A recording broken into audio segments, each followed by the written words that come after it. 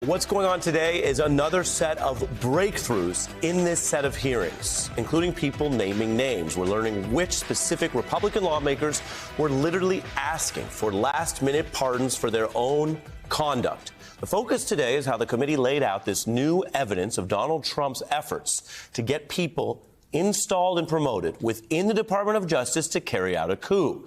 3 DOJ officials testifying about what they did, including a tense Oval Office meeting warning of mass resignations if aspects of that coup plot moved forward. This was all happening in those hairy days before January 6th, and it drew on testimony both live and in these videotape depositions like you see here. Jeffrey Clark, more on his legal problems in a moment, was the one that was going to be bodying up to take over the Justice Department for the explicit purpose of laying the groundwork to overturn the election, while a former White House lawyer recounted reaction to that plan. And when he finished discussing what he planned on doing, I said, good, a-hole. Congratulations, you just admitted a first step or act you take as Attorney General would be committing a felony and violating Rule 6C. You're clearly the right candidate for this job. Wow. You're looking there at that overhead shot of what it was like reconstructed inside the Oval Office. And the words you just heard are by someone who is, again, like so many of these witnesses, loyal to Donald Trump's political and policy agenda, but warning that the plan to bring in Mr. Clark, we're going to hear more and more about him, was a plan that began with a felony.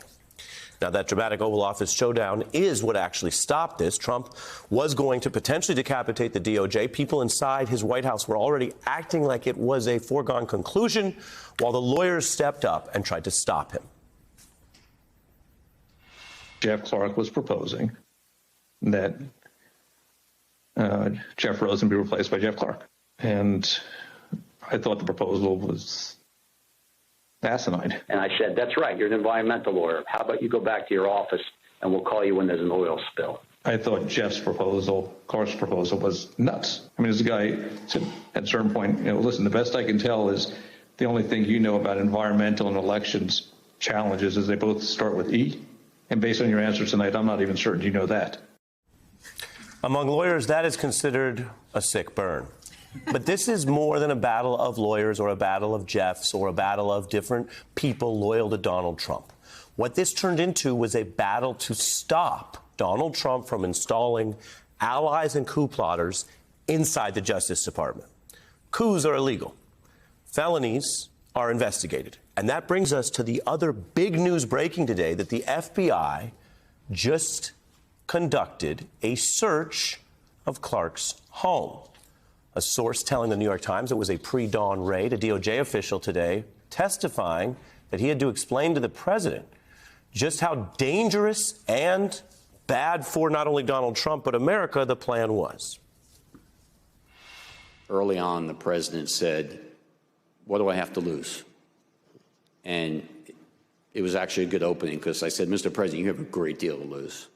And I began to explain to him what he had to lose. I said, Mr. President, you're talking about putting a man in that seat who has never tried a criminal case, who's never conducted a criminal investigation. He's telling you that he's going to take charge of the department, 115,000 employees, including the entire FBI, and turn the place on a dime and conduct nationwide criminal investigations that will produce results in a matter of days.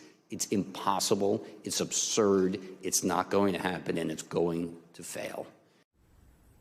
It's going to fail. If you take nothing else from today's hearing, take this. The plan was to Putinize the Justice Department of the United States.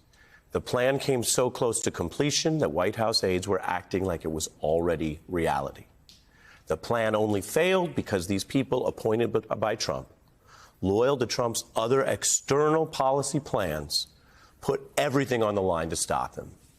And that goes to the potential criminal liability of ex-President Trump, because those same people who were there in the room, off the record, in secret, behind closed doors, who know him so well and also know the law so well, all say he was leading what they've now described as an illegal plot.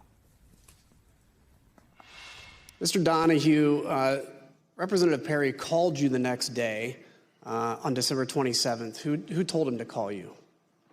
My understanding is the president did at the outset of the call. Congressman Perry told me that he was calling at the behest of the president. At the behest of the president. And so you see the portrait emerging in what was a very effective hearing today, dry at times necessarily so because it was largely chronological. And then it built to the clash that really was detailed near the end, that would-be Saturday night Nixon-level massacre. So that was Trump trying to do this thing, people trying to stop him. And then you have on the outside of that, other allies inside the legislative branch, Republican congresspersons, who apparently were so concerned about the way they helped Trump that they were worried they could be indicted for it and thus began seeking pardons. And are you aware of any members of Congress seeking pardons? I guess Mr. Gates and Mr. Brooks, I know, have both advocated for there to be a blanket pardon. Mr. Gates was personally pushing for a pardon, and he was doing so since early December. So you mentioned Mr. Gates, Mr. Brooks. Mr. Biggs did. Mr. Gomer asked for one as well. Mr. Perry asked for a pardon too. Pardons are for criminals.